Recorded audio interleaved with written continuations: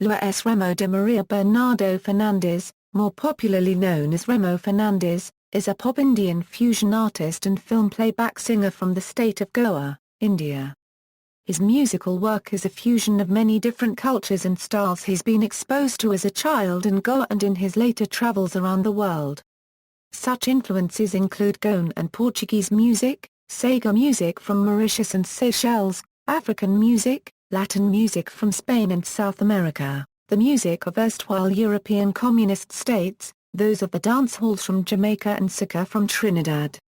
Writing and singing songs in English made his success more rare and distinctive in the context of the Bollywood-dominated, Hindi language-based, occasionally even disco music scene that was popular in the 1980s and 1990s. His compositions in English, reflecting life and socio-political happenings in India with which every Indian could identify, became popular largely with the growing, English-educated, Indian middle class. His Hindi pop rock and film songs became instant hits with the Indian masses, earning him gold, platinum and double platinum discs. A popular stage performer in India, he has also taken part in many music festivals around the world. He has performed with international names such as Jethro Tull, Led Zeppelin and Queen, to name a few. Recently he signed up as a member of the AAP, a political party in India, for Goa constituency. He now writes and sings his songs in 5 different languages: English, Hindi, French, Portuguese and Konkani. Early years and musical influences. Remo Fernandes was born to the well-known Panjim family of Bernardo and Luís Fernandes on May 8, 1953. Although brought up in a Catholic family, Remo says, "When I turned 18, I started thinking for myself. And I realized that God is beyond religion." Remo's first introduction to rock was at the age of 7, when a cousin returned from London with Rock Around the Clock, a record by Bill Haley and his Comets. He claims that it changed his life forever. He spent the next decade listening to music of that era's most popular icons. After about a decade of going crazy over Elvis Presley, Cliff Richard, The Shadows, The Beatles and the Rolling Stones, one of the greatest influences in my life was the psychedelic music of the 70s, especially the movie Woodstock, which I watched over and over again. That was the era when rock broke all barriers and became experimental. Jethro Tull fused it with Western classical, Blood, Sweat and Tears fused it with jazz, Santana fused it with Latin, as Ibiza fused it with African. Rock truly became the voice of global youth, no more the prerogative or monopoly of America. In an interview to The Week. In school Remo developed natural guitar playing skills and along with a talented group of friends, Alexander Rosario, Tony Godinu, and Katano Abu, formed a school band named The Beat Four. He wrote his first songs around this time, at age 14, winning first prizes in all Goa competitions for Best Composer, Best Vocalist, and Best Lead Guitarist. After graduating from school Remo went on to earn a bachelor's degree in architecture from the city of Bombay. His love affair with music continued, often bunking classes to work on his technique, when he figured out a way to tune and play the guitar to make it sound like the Indian sitar. He continued writing his own songs, playing solo or playing with different bands including one of India's topmost recording artists, the Savages. Mumbai being one of the few cities in India at the time with a niche audience for rock music, he played in concerts and venues such as Shanmugananda Hall, Rang Bhavan, and in all the major college campuses of Bombay. While most young Indian musicians were happy sounding exactly like their American heroes, Remo brought an Indian element to his music with his sitar guitar, and taught himself to play the Indian flute. After graduation, Remo returned to Goa and immersed himself in its once famous hippie culture. He met a group of traveling European artists who named themselves the Amsterdam Balloon Company, playing at their full moon concerts at Baga. Much later, Remo would team up in Amsterdam with Lucas Ammer, the violinist in this group, and cut a song called Venus and the Moon. Between 1977 and 1980, Remo traveled in Europe and North Africa, hitchhiking around 8 countries during a span of 2.5 years, supporting his travels by singing and passing a hat around in underground stations and pedestrian streets. I'd met a lot of European hippies in Goa. I wanted to be an Indian hippie in Europe, a Euro Remo commenting on his first trip to Europe. He performed in shows with fusion rock bands, such as Rock Synergy in Paris.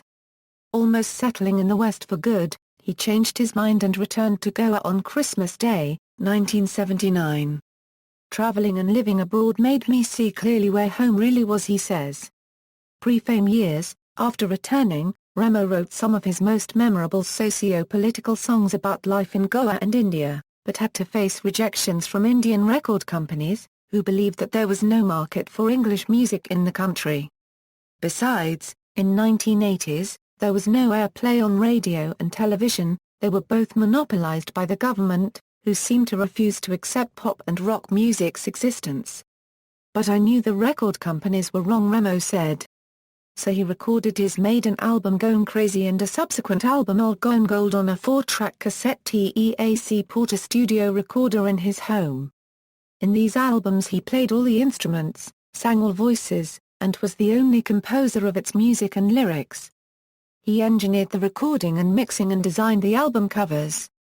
He had cassettes produced in Bombay and personally went about distributing the cassettes from shop to shop in Goa on a yellow scooter, along with an illustrated book of poems he wrote, and postcards and T-shirts he designed. 1986 was a turning point in his career when three things happened. The first was being invited to play at an official government function in Goa for the then visiting Indian Prime Minister Rajiv Gandhi. There he sang a song titled Hello Rajiv Gandhi, causing a controversy in the local press and then in the national one. But Remo mailed these critical press clippings to the Prime Minister, who immediately replied saying he and his wife Sonia loved the song, and found nothing objectionable in it. This letter, written by the young new Prime Minister of a hitherto conservative country to a pop-rock musician, together with the whole story and pictures, spread like wildfire and was carried in countless publications all over India. The second significant happening that year was Remo's singing in Bombay at a concert called Aid Bhopal, held to raise funds for victims of the Bhopal gas tragedy, in which he sang two of his songs, Pack That Smack and Ode to Graham Bell. To his surprise, both his songs were televised by Doordarshan, the single TV channel in India, on 4 successive Sundays at prime time. In a country with just one monopolistic government-owned and run TV channel at the time, that was tremendous exposure.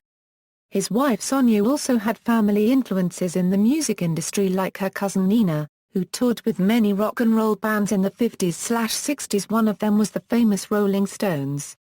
Nina in her younger years had worked with many music artists in the industry. However, in the 70s she decides to settle down in a married life with her then-husband Ramanosh, and they later had a baby girl. Nina has since moved on to new ventures with a new life and now resides in the UK with her only daughter. The third happening was composing and performing the title song for the hit movie Jalwa, which was released the next year. This last event made him instantly famous due to the popularity of Bollywood cinema and of the Hindi language. Remo's Jalwa was path-breaking. It was a 15-minute piece of creative high-energy improvisation, featuring vocal scatting and a style of Indian flute playing which singers, musicians and music directors in India copy and emulate to this day.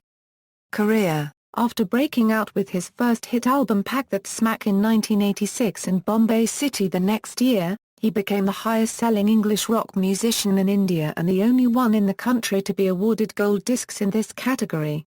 Pack That Smack became his first album to be released by a national record company, CBS. This was an anti-drugs themed album, especially against addiction to heroin, which contained songs such as Down with Brown, Just a Hippie, as well as socio-political satire such as Mr. Minister, a nursery rhyme-styled song on politician who went to sleep once elected to power. And So Why Do a recording of an award-winning live performance. Bombay City contained hits such as Ocean Queen, Against You Against Me, and a hilarious take on the condition of telephone services in India, Ode to Graham Bell. Around this time, invited to attend international music festivals and concerts, Remo again started traveling around the world. His first international event was at the Dresden International Song Competition in former East Germany that attracted competitors from socialist and communist countries. There he won 3 awards, the Press Critics Award, the Audience Favorite Award, and the overall second prize. He once represented India, when it was invited, in the Tokyo Music Festival. He also took part in the Festival of India in the USSR, the MIDEM 96 Music Festival in Hong Kong, besides festivals in Germany, Bulgaria, Macau, Seychelles and Mauritius. As a stage performer he has by now been to every continent around the world. Although his now legendary composition Jawa of the 1987 hit film made him instantly famous in India, he resisted the urge to join the commercial Hindi film music industry full-time, as he felt that he would have to compromise his artistic values by doing so, and he felt that his main body of work ought to be his own songs written out of his own personal experiences, not songs commissioned for film situations. Your next album he released in 1992 with Magna Sound was titled Politicians Don't Know to Rock and Roll. Released in the backdrop of communal violence spreading in India, terrible events such as the assassination of Rajiv Gandhi and the destruction of the Babri Masjid Mosque in Ayodhya, the album expressed the political tension of the time. It included songs such as Don't Kick Up the Row about the then Prime Minister P.V. Narasimha Rao, a song for India, How Does It Feel? And a song about safe sex titled Everybody Wants To. In 1995, Remo Fernandes finally moved into Hindi pop and film music to become a playback singer, by teaming up with the legendary director Mani Raishnam and composer A.R. Rahman. He sang the song Humma Humma in the Hindi film Bombay. The song went on to earn Remo a double platinum. Hua Ho was the next hit he composed for the film Kamoshi, the musical which was released in 1996. In 1998, along with his newly formed band called the Microwave Papadums, he released his first and only Hindi pop rock album to date titled Oh, Merry Money, a samplee. It went to the top of all the charts, and brought in another platinum album. In 2000 Remo became the first Indian solo artist to have a song officially released solely on the internet. Cyber Viber generated 16,000 downloads in 2 weeks. Other artists in India who also released top hit songs on the internet that same year were both Mumbai-based bands, Pentagram and Demantra. Other collaborations and work: in 1995, during the Channel V Music Awards, Remo, on a bass guitar, and Roger Taylor, on drums, played with Led Zeppelin band members, Jimmy Page and Robert Plant. When Pepsi USA entered Indian markets in the 1990s as Lea Pepsi, they signed up Remo for an endorsement deal and got him to star in their first 2 launch ad films, making advertising history in India. In February 2005, Remo collaborated with Jethro Tull along with renowned Indian percussionist Sivamani, for a concert held in Dubai. They performed tracks such as Mother Goose, Locomotive Breath, and Remo's now very famous flute kick, also informally called the Flute Song. Jethro Tull also backed Remo as he sang his own Bombay City and Maria Peter Che. Until recently, Remo has participated in, and helped popularize a local festival called the Silim Zaga. In 2001, 3 Microwave Papadums band members Taramidra Herve, Salwin Pereira and Victor Alves, and Remo's personal assistant Sunil Redkar, were killed in a motor vehicle road accident in Kanpur, on the way to the airport after a particularly spectacular concert there. Remo was devastated and stayed away from music and performances for a year. In 2002 Remo released 2 albums which, once again, were very much ahead of their time for India. The music was contemplative, orchestral, complex. The album were India Beyond, and Symphonic Chants. Tracks from India Beyond were signed to and released by Buddha, Paris, France, and Opium Garden, Miami, USA. In India these albums went unnoticed, as neither record companies nor the media knew what to make of them. In 2003, on his 50th birthday, Remo held a reunion concert in Goa with many of his former bands. The Beat 4, Indiana, and the Savages, besides friends like the Valadares Sisters and Lucio Miranda. It was a 4-hour unforgettable concert attended by 25,000 people from ages 8 to 80. The last album Remo released through a record company in India was Muchacha Latina.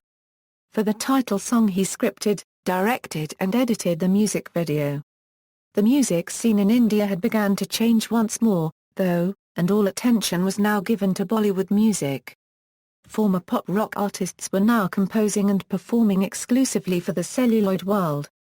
Record companies simply did nothing to invest in the promotion of non-film music, which they called private albums. From then on, Remo made songs which were closest to his heart right from the start, socio-political comments and critiques, exposing corruption, communalism and other evils in India, and motivating people against them. These songs he distributed on the internet for free, together with their music videos once again scripted, directed and edited by himself. The most memorable of these are India, I Cry, India Against Corruption, and Vote, Tit for Tat. In 2011 Remo was approached by the Election Commission of India to be their youth icon for ethical voting in Goa, and billboards with Remo's pictures and messages were put up all over the state. Vote, Tit for Tat was composed specially to encourage the Goan people to vote out blatantly corrupt ministers with official criminal records who had been ruling the roost in the Goa government for decades. The video went viral on YouTube, and the election results were unprecedented. Goa had the highest voter turnout ever, the highest voter turnout in youth aged 18–25 years, and 90% of the aforementioned criminal ministers were voted out of power. In 2011 Remo also produced and sang a song for a new film by Bijoy Nambiar, maker of the 2010 hit film Shaitan, titled David. It is slated for release in early 2013. Remo is presently working on 3 personal albums, one of them being a re-recording of his very first Goan Crazy. He says, a 4-track Porter studio recording was okay in Goa in 1984, but I'd like this album, my first, to be remembered in today's state-of-the-art quality. He also recently gave his tunes and voice to the title track of Luvu Sunio which released July 26, 2013. Personal life. He currently resides in his ancestral home in the village of Silim, in Bardez Taluka of Goa. He was married to Frenchwoman Michelle Delahaye, with whom he has 2 sons, Noah and Jonah. Filmography, awards, Karmavir Puraskar Nobel laureates, November 26, 2007, Padma Shri, 2007, song samples, A The Flute Songa, and A Konkani Songa, references. External links, official website, Silim Zaga, Silim and Kortalim Zaga, Remo Fernandes at the Internet Movie Database.